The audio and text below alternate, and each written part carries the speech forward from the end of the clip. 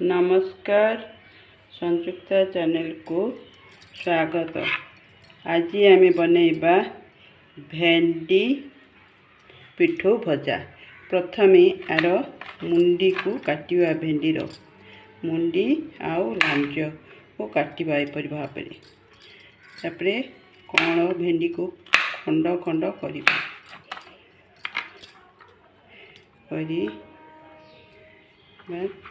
एवं grinder jar रे भाव पकेबा।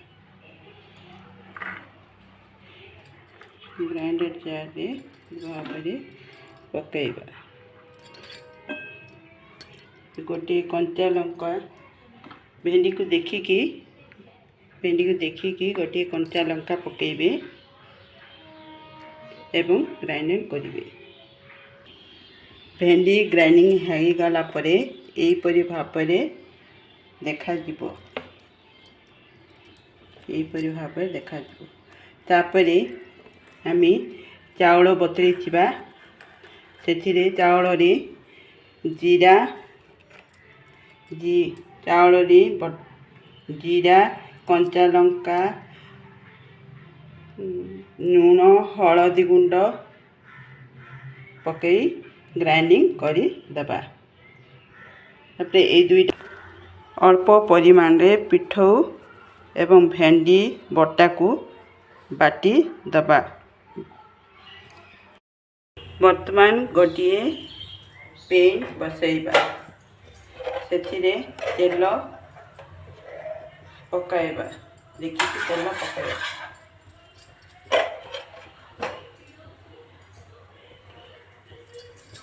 भेंडी बटा 3 भाग हेले चाउल बटा गोटे भाग हम।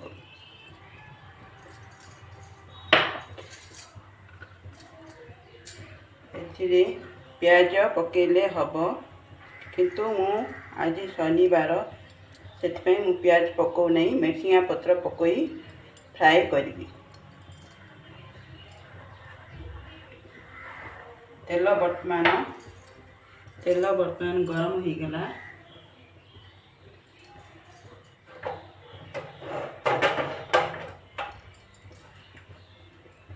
सेथिरे मिश्रण रे मेसिया पत्र पकई भला भाव घांटी दबा।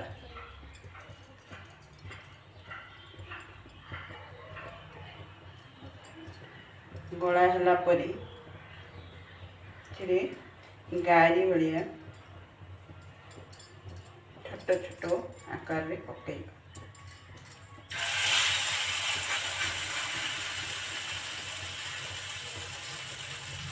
मिश्रण को पानी देवी। प्याज पकई देवी, बहुत भल लगे।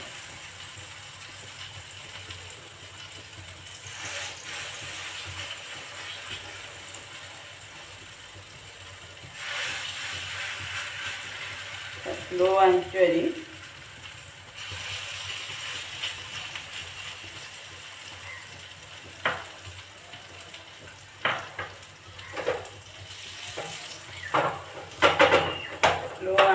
आपको भाजीबा।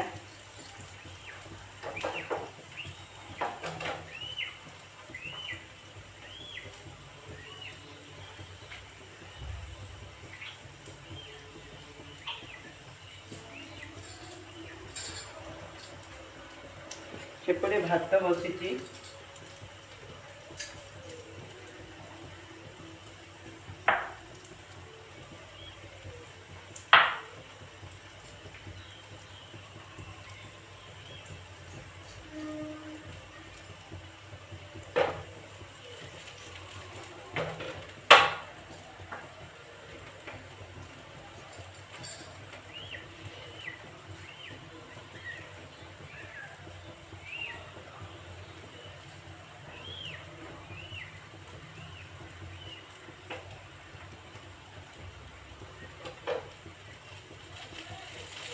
बहुत पानिया करके बाटिबे नहीं।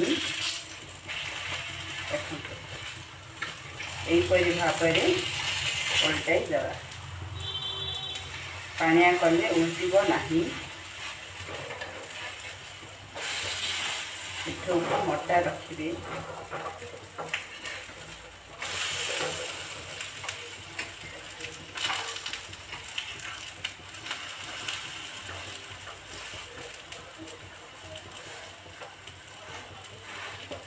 ଗୋଟିଏ ପଟ ହୋଇଗଲା।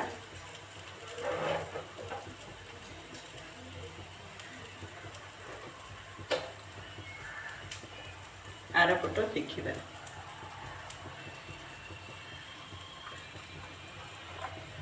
एटा गोटे देसी खाद्य, खाइबा को बहुत स्वादिष्ट लगे। तेल फ्राए कले हम ना पानी देके हम।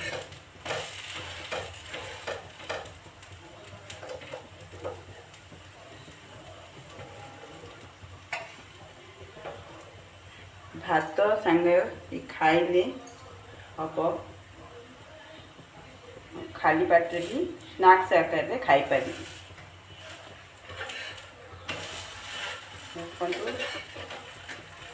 गला आगे फ्राए हम रंग हेल्ले बहुत भल लगे।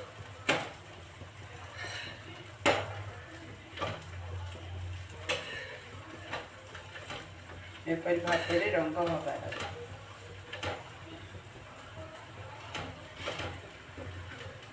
भेंडी बटा 3 भाग हेले चाउल बटा गोटे भाग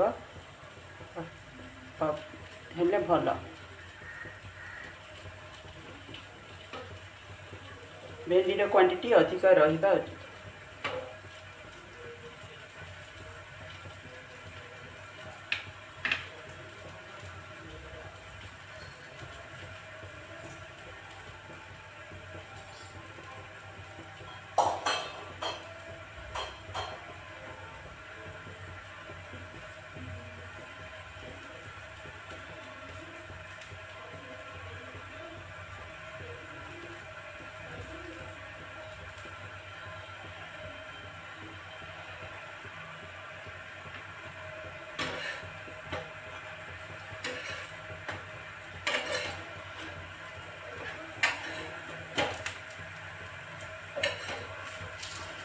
यहीपरी भाव रंग हम।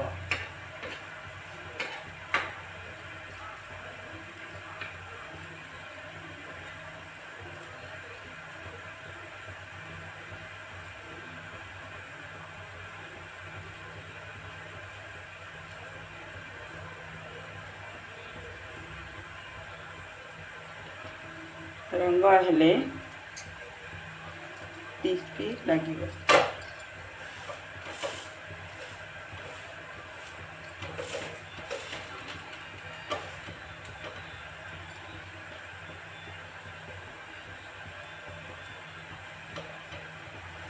बर्तमान देखु यहीपरी भाव रंग हम।